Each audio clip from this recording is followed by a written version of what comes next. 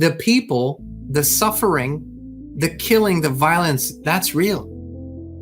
And that's the tragedy here. That innocent civilians, children, women, old folks are slaughtered because the forces that are orchestrating these events don't care. They don't have empathy. They don't have consciousness. They don't have a conscience. They don't have these things. But if we invest and if we wave one flag and say, hey, this is it, I'm Israel, I'm Palestine, we're playing into their hands so strongly because that's the conflict that they want the whole world to come in. This, through Israel, brings in everybody. It brings in the major financial players, it brings in the major religious players, it brings in the major geopolitical players, it brings in everybody. And it seems to be unhinged. Every day we hear ceasefire is impossible, peace talks are impossible, just like with the Ukraine. Why? Who would say that? What real leader would ever come out and say this is impossible? What idiot would do that? It's because they want this war. It's because this is what they need.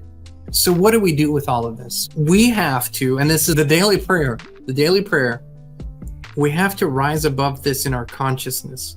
When we get emotionally so invested in the carnage in the war and the savagery that is going on at war, all gloves come off. But if we get so emotionally invested, that's all they need. They need people at a very, very low vibrational level.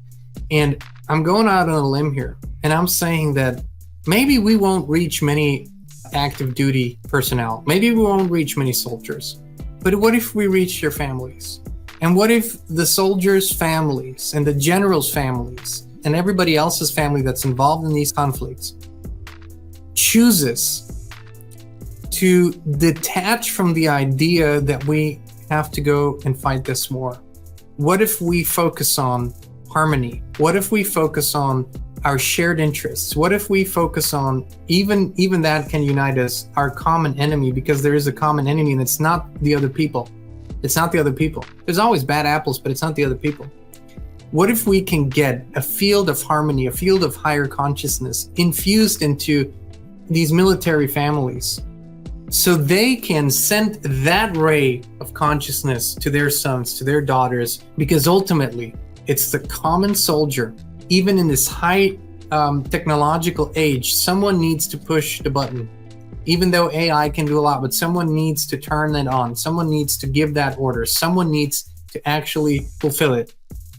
What if we can create a field of consciousness where they will say, no, I'm not playing the game. No, I'm not waving the Ukrainian flag or the Russian flag for that matter. No, I am not getting involved in this. I am standing with the people all over the world, and I'm standing for harmony, and I'm standing for friendship, and I'm standing for cooperation. And together, simply by standing together, this enemy is already defeated. We must hold this vision as the highest, greatest possibility in our hearts and in our spirits, because they're going to push so much on us through the media and guilt tripping. And because there's such a huge financial apparatus involved, there'll be whole other ways to pressure people. How are people being pressured into this whole woke agenda? Well, through finances. The big corporations are implementing it. How was the whole solidarity with Ukraine? There's only one way you can talk about the war: Russia bad, Ukraine good. That's it. And I refuse to play these games. I refuse to think in these boxes and standards, because guess what?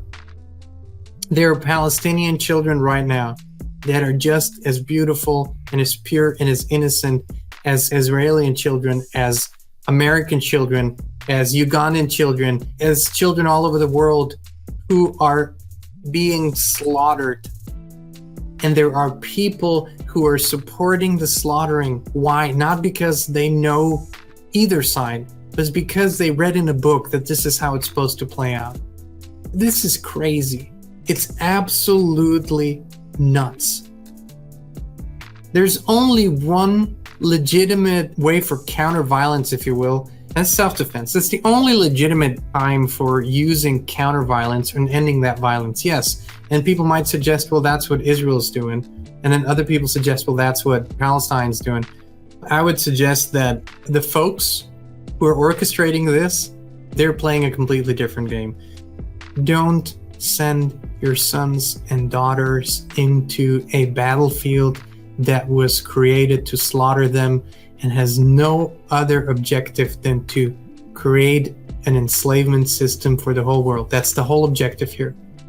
This all might look like a religious war on the surface. This all might look like this conflict that's playing out, but it is instigated to absolutely bring about mayhem and destruction, so the people will accept a solution where those who bring the solution will say, here's a way where this will never happen again.